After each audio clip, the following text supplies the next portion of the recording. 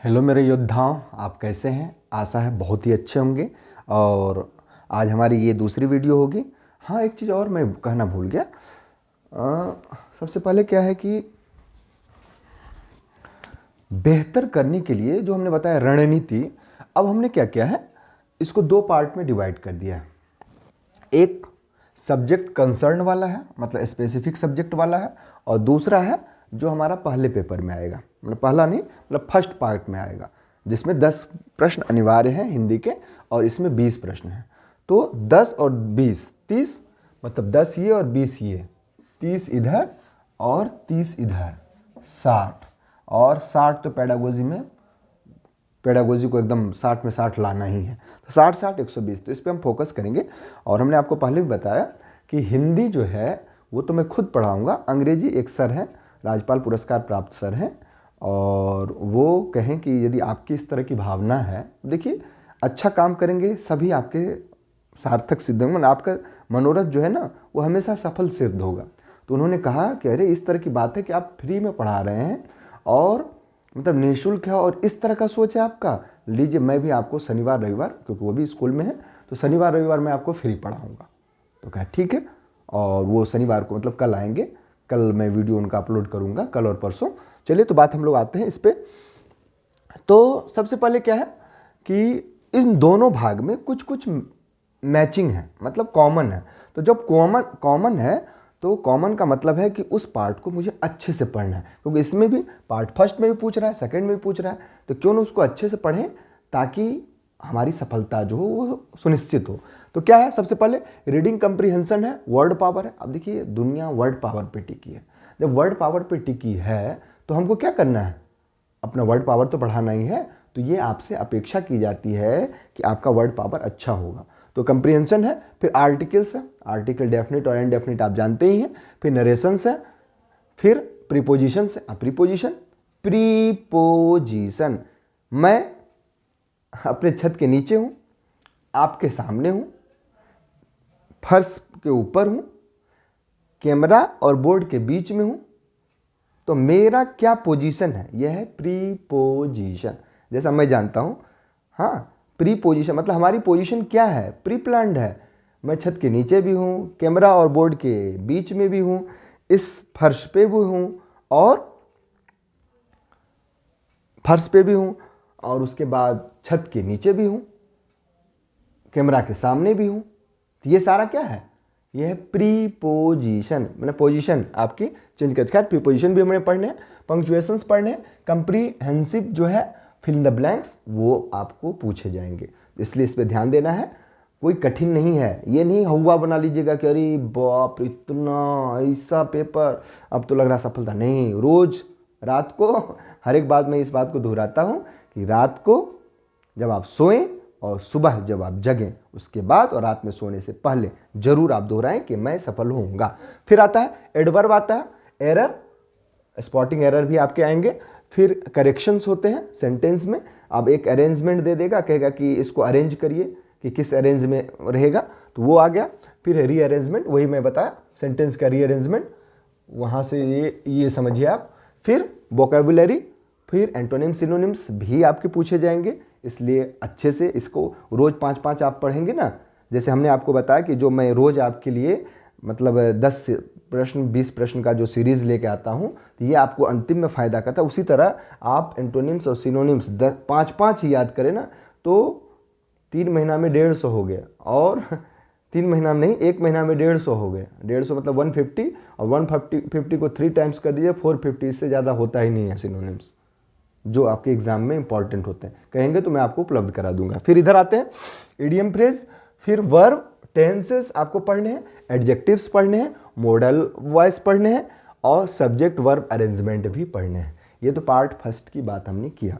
अब जो व्यवहारिक ग्रामर है, जो जनरल ग्रामर है, उसमें जो आपका पार्ट 2 है, उसमें क्या क्या पढ़ने हैं इसकी चर्चा हम लोग कर लेते हैं। अंग्रेजी क्या, क्योंकि मैं इसलिए बाएं तरफ रखा क्योंकि हिंदी जो है हमारी मातृभाषा है, हमारा कंधा है, और अंग्रेजी क्या है, चलने वाला है, काम चलाऊ है, कि मतलब हर एक जगह हर एक देश जाते हैं तो, और जो देश अपनी भाषा का जितना ज़्यादा इम्पोर्टेंस दिया वो उतना मान हुआ है। जापान इसका और चीन इसका सबसे बड़ा उदाहरण है। खैर एक चीज़ और है, इस साल भी 44,000 टीचर हमारी इंग्लिश के गए हैं चीन में चाइनीज़ को इंग्लिश सिखाने। कितनी बड़ी बात है, हम लोग तो ऐसे ही विश्व गुरु हैं। चलिए फिर आते हैं, इसमें भी देखते हैं हम नाउन, प्रोनाउन, एडजेक्टिव, एडवर्ब, इधर भी प्रीपोजिशन, कंजंक्शन, एडजेक्टिव है। तो इसका मतलब है कि आपको पार्ट्स ऑफ स्पीच पढ़नी है। जो noun, pronoun, adjective, verb, adverb, preposition, conjunction, interjection, ये सब पढ़ना है। फिर देखिए is, am, are, has, have, tense form में, सिंपल प्रेजेंट और प्रेजेंट कॉन्टिन्यूअस, ये दो पढ़ने हैं, मतलब बाकी दो नहीं पढ़ने हैं आपको। फिर सिंपल पास्ट और पास्ट कॉन्टिन्यूअस, मतलब दो पढ़ने, बाकी दो नहीं पढ़ने हैं। इसमें भी देख रहे हैं फ्यूचर में भी एक्सप्रेसिंग फ्यूचर मतलब विल और विल बी, बाकी आपको शैल हैव और विल हैव नहीं पढ़ने हैं। फिर आते हैं आर्टिकल्स। आर्टिकल्स देखिए यहाँ भी मैचिंग है और आर्टिकल्स यहाँ भी है, मतलब आर्टिकल्स को ढंग से पढ़ना है, डेफिनेट इंडेफिनेट को रगड़ देना है। कुछ भी ऐसा नहीं है क्वेश्चन जो आप अच्छा से नहीं कर सके।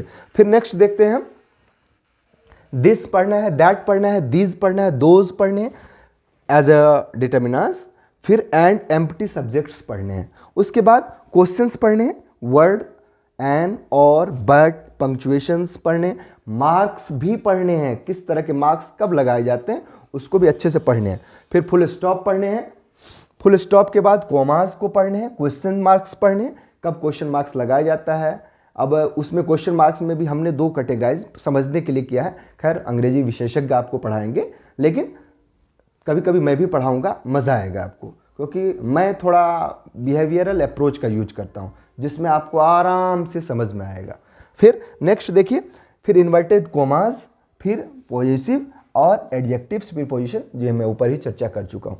तो ये आपके 30 मार्क्स कवर करेंगे। 30 मार्क्स का मतलब है कि आपकी सफलता 100% सुनिश्चित, क्योंकि एक एक मार्क्स में कई सारे बच्चे को आप पीछा कर देंगे।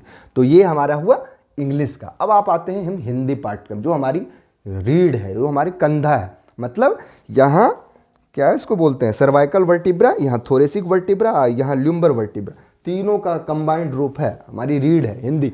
फिर देखिए भाषा को पढ़ना है, लैंग्वेज, इसमें संज्ञा, सर्वनाम, क्रिया विशेषण, क्रिया, अव्यय, ये सारे पढ़ने हैं। फिर उसके बाद वचन को पढ़ने हैं, लिंग को पढ़ने हैं, उपसर्ग को पढ़ने हैं, प्रत्यय को। उपसर्ग हमने कल आपको बताया था, जो परिक्रमा की बात की थी, परिक्रमा में कौन सा उपसर्ग होगा उसको पढ़ने हैं।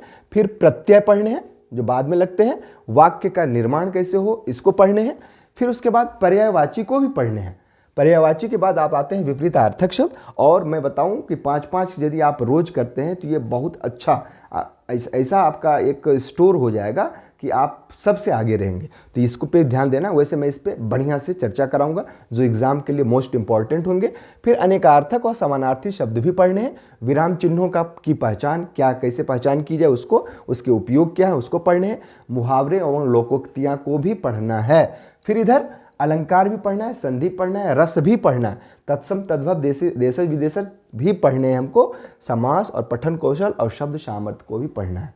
तो ये तो हमारा 10 अंक का हो गया। अब हम लोग आते हैं 20 पे। 20 को थोड़ा ढंग से देखेंगे तो कुछ चीज़ कॉमन है। संज्ञा सर्वनाम इसमें भी पढ़ने, संज्ञा सर्वनाम इसमें पढ़ने, विशेषण इसमें भी पढ़ने, विशेषण इसमें पढ़ने, मतलब ये जो जो कॉमन है उसको ढंग से पढ़ना है।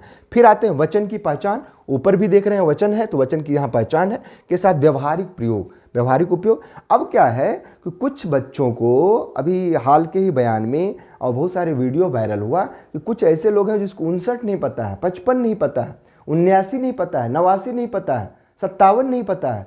तो अब परीक्षा एग्जामिनर ने भी क्या किया कि भैया आपको गणित की संख्याएं हिंदी में आनी चाहिए लिखना। तो इसलिए इसमें क्या है, गणित के पाठ्यक्रम के अनुरूप हिंदी में संख्याएं आपको 1, 2, 3, 4, 5, 6, 7, 8, 9 ये आपको लिखने आने चाहिए। तो इस पे भी है। फिर आपको संयुक्ताक्षरों की पहचान की भी बात की जाएगी। फिर पर्यायवाची देखिए, ऊपर में भी है पर्यायवाची था, नीचे भी पर्यायवाची है, मतलब पर्यायवाची को ढंग से पढ़ेंगे। और हम क्या करेंगे, जब हिंदी पढ़ाएंगे तो उसमें हमारी कोशिश रहेगी कि अच्छे से कंबाइंड करके हम दें ताकि आपका बेहतर हो सके। कल हम हिंदी पढ़ाएंगे और कोशिश हमारी रहेगी कि अंग्रेजी सर का, मतलब एक हिंदी का वीडियो लोड होगा और एक इंग्लिश के वीडियो का लोड होगा। फिर पर्यायवाची विलोम और लिंग की पहचान भी पढ़ने, जो हम ऊपर भी है, तो इसलिए जो दोनों में कॉमन हो उसको ढंग से पढ़ने हैं। फिर उसके बाद विशेषण और संज्ञा के साथ सुसंगत प्रयोग, उसके बाद वचन, वचन के प्रयोग, क्रिया, काल व कारक चिन्हों का कर्ता ने कर्म को करण से संप्रदान के लिए। अभी 2018 में, मतलब इससे पहले जो केंद्रीय विद्यालय संगठन द्वारा प्रायोजित परीक्षा थी, उसमें जो पीआरटी का था उसमें आया था, तो इसलिए इस पे अधिकरण में, जंगल में, इस तरह करके, तो इसको भी अच्छे से पढ़ने। कारक चिन्हों का प्रयोग, शब्दों के संदर्भ में लिंग का प्रयोग। फिर ये है, कुछ है ही नहीं, हम आराम से पढ़ेंगे, जो हमारा टारगेट है उसको अचीव करेंगे और कोशिश करेंगे कि 140 प्लस या 150 प्लस। देखिए कुछ प्रश्न ऐसे होते हैं जो आपको नहीं आएगा उस समय, तो घबराना नहीं है, बेहतर करना है। और कल वाली बात को फिर से मैं दोहराता हूँ, क्षमा चाहता हूँ, पुनः क्षमा चाहता हूँ। तो अच्छाई को फैलाइए और गंदगी पे पर्दा डालिए, जहाँ सम्मान न हो वहाँ नहीं जाइए, कदापि नहीं जाइए। और तीसरा, कितना भी मुश्किल हो समय से खाना खा लीजिए। इसका मतलब आपको जो खाना खाना है वो कच्चा ज़्यादा खाना है, ताकि आपको नींद कम लगे। और अच्छाई को फैलाने का मतलब इसको ढेर सारे लोगों को फैलाना है, ताकि और लोगों को भी इसका फ़ायदा पहुंचा पाए। तो अगेन, डू योर बेस्ट। नमस्कार।